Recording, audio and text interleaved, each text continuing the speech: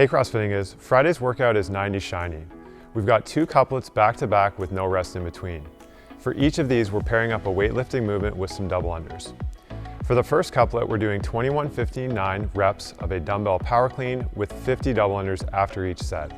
So the way this would work is we would do 21 power cleans followed by 50 double unders, 15 power cleans, 50 double unders, and then 9 power cleans finishing with 50 double unders. From there, we're going directly into the second couplet, which is going to be 21-15-9 reps of a dumbbell front squat, again with 50 double unders after each set. We're looking for this workout to take somewhere between 10 and 16 minutes, which means we want to choose weights on our dumbbell that's going to allow us to complete those first 2 rounds in 2 to 3 sets and the last round in 1 to 2 sets. Some modifications for today. If we're working with a single dumbbell, we're going to up the reps to 30-20-10. For the power cleans, we're going to do these as alternating arms every single rep. And for the front squat, we're going to do a goblet style front squat. If we're using a barbell, we're going to keep the rep scheme the same at 21-15-9, and we're going to load our bar with a moderate weight, perhaps 135-95 would be prescribed in the gym, keeping in mind that same breakup scheme that we talked about with the dumbbell. For the double unders, we're going to scale with 75 singles or 50 double taps. Either way, we want that station to take about a minute at the most.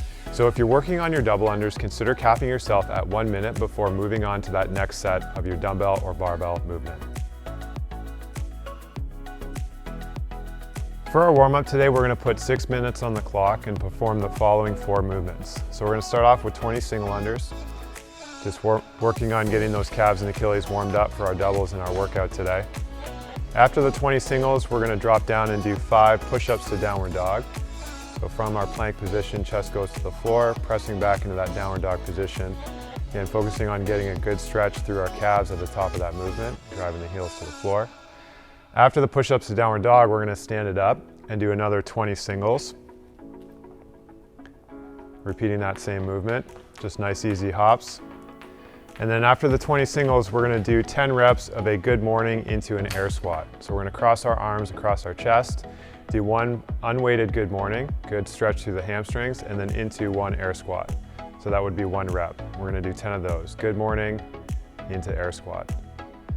After 10 of those, we'll go back to the top and perform those rounds for 6 minutes. The power clean in today's workout is prescribed as a double dumbbell power clean. So in this case, the dumbbell is going to touch outside of the feet, and only the front head of that dumbbell has to touch the ground for each rep. Focus today is on our timing. We want to make sure that as we're coming out of that deadlift, we extend those hips all the way before the arms bend. So drive all the power from the legs and the hips before we pull that dumbbell to the shoulder. If we're doing this as a single dumbbell movement today, we're going to up the reps to 30, 20, and 10. The dumbbell is going to touch again just with 1 head of the dumbbell between the feet this time. And again, we're jumping that dumbbell up to our shoulder, and we're going to alternate arms every single rep. So we're switching as it comes off the shoulder, touching between the feet, and then coming up back up to that shoulder for the next rep. If we're using a barbell today, we can think about that same timing, making sure that we extend those hips all the way, being explosive at the top before we pull under into that quarter squat, catch position with our elbows through, and then standing up to finish that rep. Again, if we're using the barbell, the rep scheme is going to stay the same at 21, 15, and 9. For the front squat today, if we're using 2 dumbbells, we're going to have the dumbbells resting on the shoulders. The back head of the dumbbell should be kind of on the shoulders in that stable position. And our focus today is going to be on controlling that movement as much as we can, because we don't have as much contact with the dumbbells as we would with a barbell.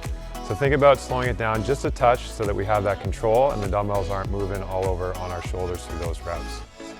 If we're working with a single dumbbell, we're going to hold it in a goblet squat position.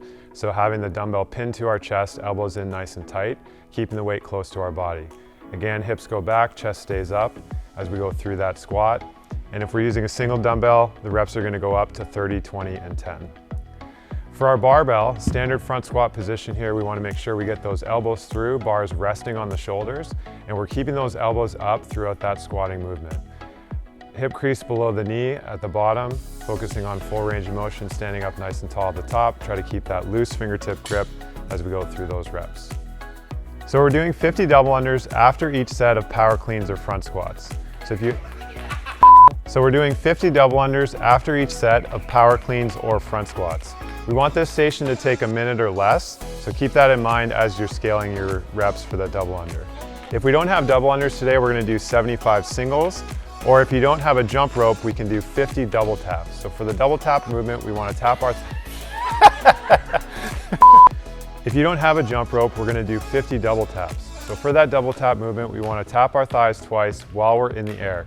We do this often when we're warming up for double unders, and it's a great way to practice and just get the heart rate up.